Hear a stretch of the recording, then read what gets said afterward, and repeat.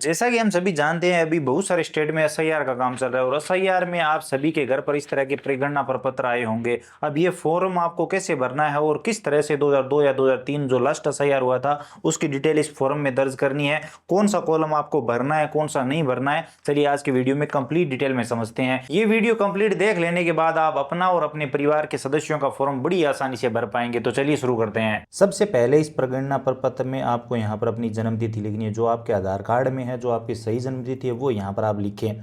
जैसे उदाहरण के लिए मैं कुछ भी लिख देता हूँ, आप अपने हिसाब से यहाँ पर आप जन्म तिथि लिख दीजिए। उसके बाद आप अपने आधार नंबर लिखेंगे। मैं उदाहरण के लिए कुछ भी लिख देता हूँ। यहाँ पर आधार नंबर लिखने के बाद आप अपने मोबाइल नंबर लिखेंगे, तो यहाँ पर आप अपने सही मोबाइल नंबर यहाँ पर लिख दीजिए इस तरह से। उसके बाद आप अपने पिता या अभिभावक का नाम लिखेंगे जो आपके आधार कार्ड में है। जैसे यहाँ पर मैं कुछ भी लिख देता हूँ। अब यहाँ पर जिनका नाम आपने लिखा है अपने पिता या अभिभावक का नाम, उनके वोटर कार्ड नंबर अगर आपके पास है तो आप यहाँ पर दे सकते हैं, नहीं है तो कोई ज़रूरी नहीं है। उसके बाद आप अपनी माता का नाम लिखेंगे तो यहाँ पर माता का नाम आ जाएगा। उसके बाद माता के वोटर कार्ड नंबर है तो आप दे सकते हैं, नहीं तो कोई ज़रूरी नहीं है, अगर है तो आप दे दीजिए। उसके बाद पति या पत्नी का नाम, अगर ये व्यक्ति विवाहित है तो यहाँ पर पति या पत्नी का नाम आ जाएगा, अगर विवाहित नहीं है तो आप खाली छोड़ देंगे। उसके बाद अगर विवाहित है और यहाँ पर अगर आप पति या पत्नी का नाम लिख रहे हैं तो उनके वोटर कार्ड नंबर अगर आपके पास उपलब्ध हो तो यहाँ पर आप दे दीजिए, नहीं उपलब्ध है तो कोई ज़रूरी नहीं है। तो अब ये डिटेल तो हो गई इस व्यक्ति की जिसके नाम से ये परिगणना प्रपत्र है, और इस व्यक्ति का यहाँ पर आपको एक पासपोर्ट साइज फ़ोटो भी चिपका देना है, लेटेस्ट वाला। अब ये तो इस व्यक्ति की डिटेल हो गई। अब ये जो दो नीचे वाले कॉलम है इनमें आपको ध्यान में रखना है कि कौन से कॉलम में क्या डिटेल भरनी है। अब ध्यान से सुनिए, इस व्यक्ति का नाम अगर लास्ट एसआईआर जो 2002 या 2003 में हुआ था उसमें अगर इस व्यक्ति का नाम है तो आपको ये वाला कॉलम भरना है, ये वाला कॉलम नहीं भरना है। लेकिन अगर इस व्यक्ति का नाम लास्ट एसआईआर में जो 2002 या 2003 में हुआ था आपके स्टेट में, उस एसआईआर में इस व्यक्ति का नाम नहीं है, उस वक्त इस व्यक्ति का वोट नहीं बना हुआ था, तब आपको इस व्यक्ति के पिता की डिटेल या फिर माता की डिटेल या फिर दादा की डिटेल या फिर दादी की डिटेल या फिर आप चाहें तो नाना नानी की डिटेल भी दर्ज कर सकते हैं। तो यहाँ पर उन व्यक्तियों की डिटेल आएगी जो इनके रिश्तेदार है। अगर इस व्यक्ति खुद का नाम 2002 या 2003 की वोट लिस्ट में नहीं है तब ये वाला कॉलम आपको भरना है। लेकिन अगेन बता दूं, इस व्यक्ति का नाम लास्ट एसआईआर में है, 2002 या 2003 में है, तो आपको ये कॉलम खाली छोड़ देना है, सिर्फ आपको ये कॉलम भरना है। आप समझ गए होंगे। अब उदाहरण लेके चलते हैं हम कि इस व्यक्ति का नाम 2002 या 2003 की वोट लिस्ट में है, तो यहाँ पर निर्वाचक का नाम, अब इस व्यक्ति का उस लास्ट एसआईआर वाली वोट लिस्ट में क्या नाम था वो यहाँ पर आप लिख देंगे। हो सकता है अभी नाम में थोड़ा सा बदलाव हुआ हो आधार कार्ड में, लेकिन उस टाइम के वोटर कार्ड में नाम थोड़ा सा अलग हो तो वहाँ से देखकर इस व्यक्ति का नाम लिख देंगे। अब 2002 या 2003 की वोट लिस्ट आप अपने मोबाइल से कैसे डाउनलोड करेंगे, इस पर मैंने कंप्लीट डिटेल में वीडियो बना रखा है। आप डाउनलोड करेंगे तो इस तरह की कुछ वोटर लिस्ट निकलेगी, तो इसमें सारी डिटेल आएगी। तो यहाँ पर आप कोई भी नाम यहाँ पर अपना नाम देख लेंगे और अपना नाम यहाँ पर चिन्हित कर लेंगे। तो ये नाम आपने मान लीजिए देख लिया, तो उस हिसाब से यहाँ पर इस वोट लिस्ट में जो भी नाम दिया है वो यहाँ पर आप दर्ज कर दीजिए, और उस टाइम के जो आपके same to same voter card number है वो यहाँ पर आप दर्ज कर दीजिए जो भी है, अगर आपका नाम इस व्यक्ति का नाम 2002 की वोट लिस्ट में है। अब इस व्यक्ति का 2002 या 2003 की वोट लिस्ट में जो नाम है उस नाम के आगे इस व्यक्ति के रिश्तेदार का नाम भी यहाँ पर दिया होगा। तो आपने अपना नाम देख लिया और रिश्तेदार का नाम उस वक्त क्या लिखा था आपके वोटर कार्ड में वो इस वोट लिस्ट में देखेंगे लास्ट एसआईआर वाली में, और वो भी यहाँ पर लिख देंगे। तो यहाँ पर आप लिख दीजिए।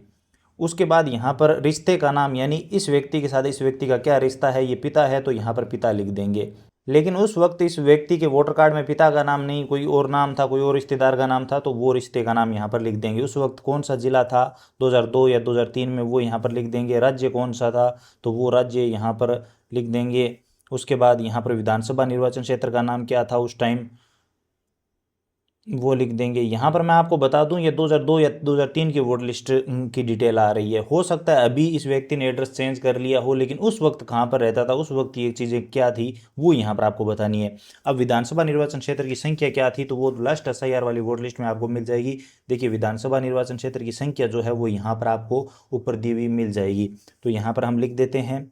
उसके बाद यहाँ पर भाग संख्या भी आपको जब वोट लिस्ट डाउनलोड करेंगे तो सबसे पहले पेज में यहाँ पर ऊपर कोने में मिल जाएगी, तो भाग संख्या हम लिख देंगे। अब आती है क्रम संख्या, तो आपको अपना नाम इस वोट लिस्ट में देखना है। कल मैंने वीडियो बनाकर बताया कि आपको वोट लिस्ट कैसे निकालनी है, और आप जब अपना नाम देखेंगे तो आपके नाम के आगे जो संख्या लिखी होगी वही आपकी क्रम संख्या है। आप यहाँ पर देखिए वही आपकी क्रम संख्या है, तो वो क्रम संख्या यहाँ पर आप लिख देंगे। तो इस तरह से ये कॉलम आपका भर गया। अगर इस व्यक्ति का नाम है लास्ट SIR वाली में तो सिर्फ आपको ये भरना है, उसके बाद अपने हस्ताक्षर करने, अंगूठे का निशान लगाना है। अगर हस्ताक्षर करना नहीं जानते उसके बाद आपको BLO को सबमिट कर देना, यहाँ पर BLO के हस्ताक्षर आ जाएंगे। बाकी ज़्यादा जानकारी के लिए यहाँ पर आपको BLO के कॉन्टैक्ट नंबर भी मिल जाते हैं, आप कॉन्टैक्ट भी कर सकते हैं।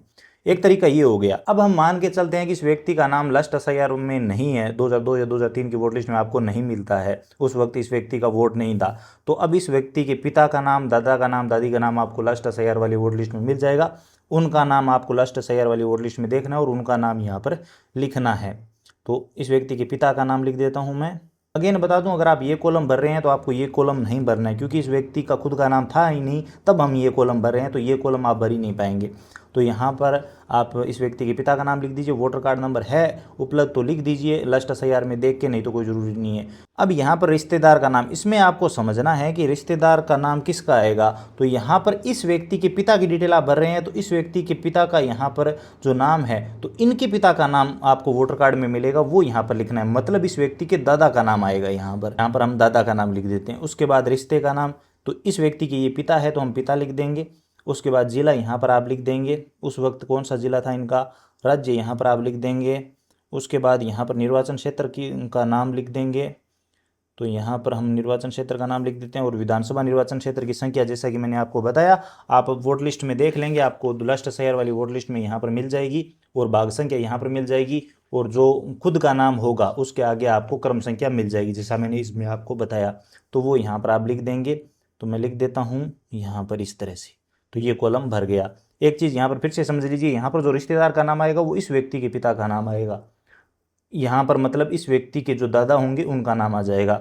अगर यहाँ पर माँ का नाम है तो माँ के पिता का नाम या फिर पति का नाम हो सकता है, वो यहाँ पर आएगा। उसके बाद यहाँ पर आपको खुद के हस्ताक्षर करने हैं, अंगूठे के निशान लगाना है और BLO को सबमिट कर देना है। आई होप आप समझ गए होंगे। फिर भी अगर आप नहीं समझ रहे हैं तो आप ये वाला फॉर्म देखिए, इसमें क्लियरली बताया गया है कि किस तरह से आपको ये फॉर्म भरना है। अब इसमें सबसे पहले आपको यहाँ पर जन्म तिथि, उसके बाद आधार नंबर भरना है, उसके बाद मोबाइल नंबर, उसके बाद पिता का नाम अगर उपलब्ध है तो पिता के वोटर कार्ड नंबर, माता का नाम उपलब्ध है तो माता के वोटर कार्ड नंबर, उसके बाद यहाँ पर विवाहित है तो पति या पत्नी का नाम आ जाएगा, और अगर उपलब्ध है तो पति या पत्नी के वोटर कार्ड नंबर आ जाएंगे। अब इस व्यक्ति का नाम लास्ट SIR यानी 2002 या 2003 की वोट लिस्ट में है तब तो आपको ये कॉलम भरना है। लेकिन अगर इस व्यक्ति का नाम लास्ट SIR वाली वोट लिस्ट में नहीं है तो इसके रिश्तेदार जो भी पिता, दादा, दादी, जिनका भी नाम लास्ट SIR में है उनके नाम से ये कॉलम भरा जाएगा, ये आपको तब नहीं भरना है। तो हम मान के चलते हैं कि इस व्यक्ति का नाम है तो यहाँ पर आप ये कॉलम भर देंगे। इस व्यक्ति का नाम अगर लास्ट SIR में नहीं है तो इसके पिता के नाम से ये कॉलम आप भर देंगे, उसके बाद हस्ताक्षर करेंगे, BLO को सबमिट कर देंगे। तो उम्मीद है अब आप बिना किसी गलती के बड़ी आसानी से अपना SIR फॉर्म भर के BLO के पास सबमिट कर पाएंगे। फिर भी अगर आपको फॉर्म भरने में कोई भी दिक्कत आ रही है तो आप कमेंट सेक्शन में बता सकते हैं, हम जरूर वीडियो लेकर आएंगे। बाकी अगर आपको ये वीडियो पसंद आया तो हमारी मेहनत के लिए लाइक जरूर करिए, अपने दोस्तों के साथ शेयर करिए। चैनल पर नए हो तो सब्सक्राइब करके बेल आइकन प्रेस कर लीजिए ताकि आने वाले सभी वीडियो और नई नई अपडेट आप सबसे पहले देख पाएं। इसके अलावा अगर आपके मन में और कुछ सवाल या सुझाव है, आप और कुछ भी जानना चाहते हैं, बताना चाहते हैं, तो बताइए कमेंट सेक्शन में, हम जरूर बात करेंगे। चलिए मिलते हैं अगले वीडियो में नई अपडेट के साथ।